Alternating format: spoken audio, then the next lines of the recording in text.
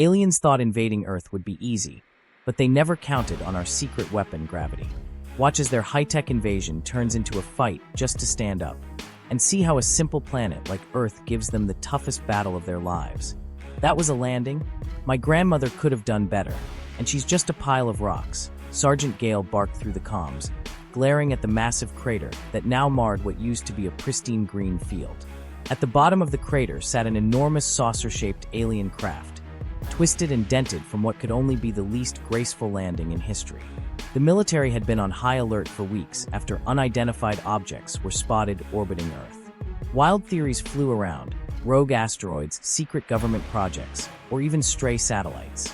The truth, however, was much stranger and far funnier.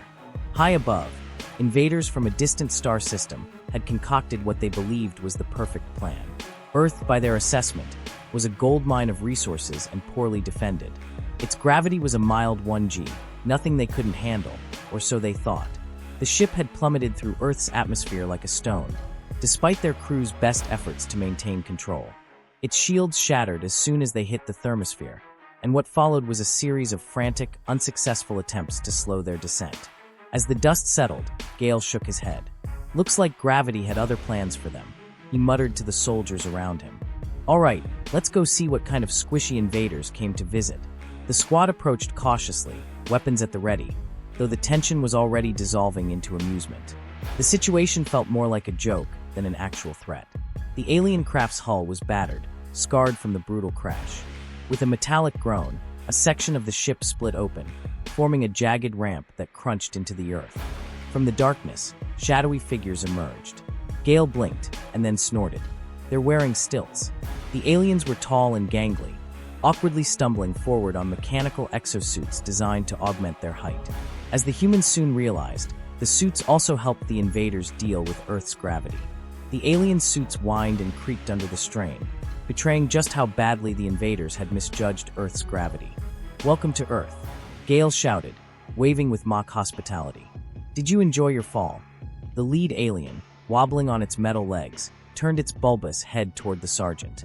A warbled, growling voice emerged from a translator device strapped to its neck. "We demand your immediate surrender." Barely managing to stand, the alien leader looked anything but intimidating. Behind it, other aliens struggled, clearly fighting a battle just to stay upright. Gale smirked. "Right. Let's see how that goes for you." Private Harris, standing beside Gale, stifled a laugh. "They're barely holding it together, sir. I think our gravity's kicking their butts." "That's what they get for skipping leg day," another soldier quipped, earning a round of chuckles. One alien raised what looked like a weapon, a sleek, metallic rod that began glowing at the tip. It would have been an impressive display if the alien hadn't wobbled so badly. The creature struggled to aim the rod at the humans, its limbs shaking under the pressure. "Take cover," Gale ordered, though his voice carried more amusement than fear. The alien's knees buckled, and with a heavy thud, it collapsed face first into the dirt. The glowing rod tumbled harmlessly away. The soldiers burst out laughing as one alien after another began toppling over, legs wobbling and suits groaning.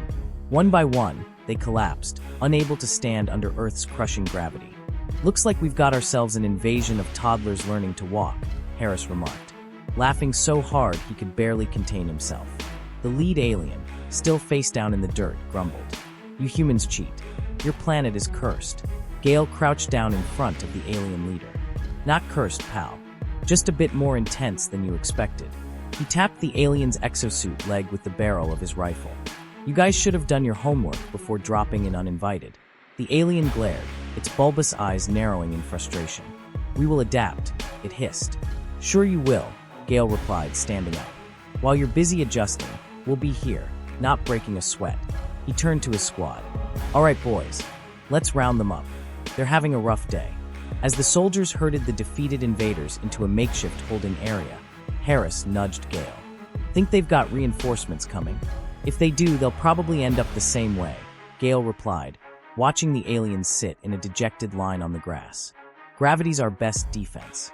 You can't invade a planet when you're too busy fighting to stand up straight." The lead alien finally sat up, its exosuit groaning. "We have not surrendered," it growled. "Oh really?" Gale crossed his arms. "What's your next move?"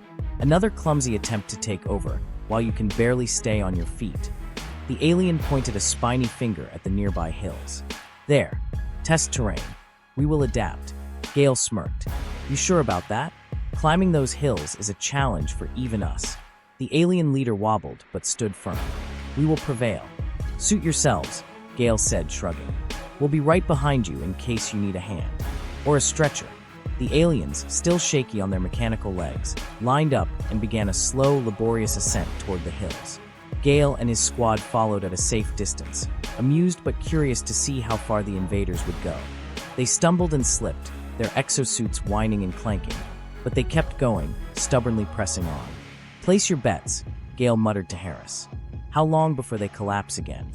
I give them 10 minutes, tops, Harris chuckled. But 10 minutes passed, then 20. The aliens, though exhausted and faltering, were still moving. By the time they reached a plateau, they collapsed, gasping for air. The lead alien, trembling and barely able to move, looked up at Gail. We can endure, it managed to say. Gail approached, arms crossed. All right, tough guy. What's your endgame here? Even if you adapt, how do you plan on taking over an entire planet? The alien took a few labored breaths. Not take over. Survive. Coexist. Learn your strength. Find ours. Gail blinked, surprised. He had expected defiance, maybe another threat, but not this. Coexist, huh? He muttered. So this whole invasion was just a test run. The alien nodded weakly. Adapt or perish. Gail squatted down, looking the alien in the eye. We'll see about that.